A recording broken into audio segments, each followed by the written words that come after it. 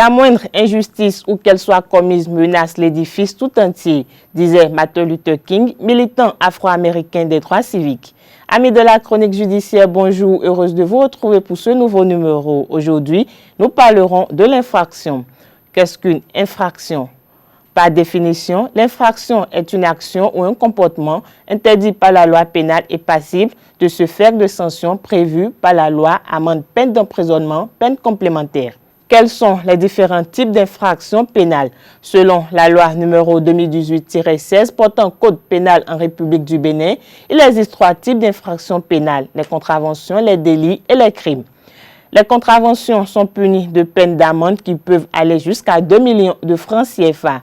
Elles relèvent du tribunal de police. Les délits peuvent être sanctionnés par des amendes et ou des peines d'emprisonnement. Ils sont jugés au tribunal correctionnel. Les crimes sont jugés en cour d'assises. Ils désignent les infractions les plus graves pouvant être punies d'une peine de 15 ans à la perpétuité. Quels sont les éléments constitutifs de l'infraction? Toutes les infractions comportent des éléments constitutifs généraux. En droit pénal, une infraction pour être constituée doit réunir 3 éléments distincts. Un élément légal, l'infraction n'existe que si elle est expressément prévue par un texte. C'est le principe de la légalité des délits et des peines. Un élément matériel, il s'agit d'un comportement qui est réprimé par la loi. Et enfin, un élément moral, l'infraction doit être issue de la volonté de son auteur. Selon le cas, ce dernier peut avoir de manière intentionnelle ou par imprudence ou négligence.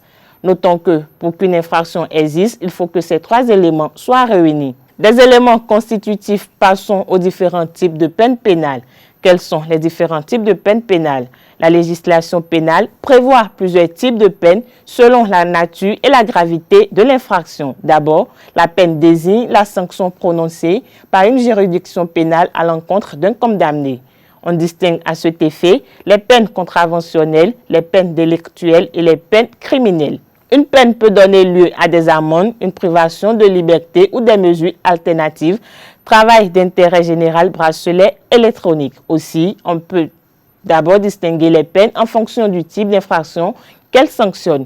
Les peines contraventionnelles, il s'agit d'amendes allant de 30 000 francs pour les contraventions de première classe à 1 million pour les contraventions de 5e classe. Les peines délictuelles, l'emprisonnement, la détention à domicile sous surveillance électronique, l'amende, le stage de citoyenneté, le travail d'intérêt général ou encore les peines privatives ou restrictives de droit, article 131-3 du Code pénal. Les peines criminelles, la réclusion ou la détention criminelle à perpétuité, la réclusion ou la détention criminelle de 30 ans, 20 ans, 15 ans ou plus, article 131-1 du Code pénal. Voilà, c'est tout pour la chronique judiciaire de ce jour.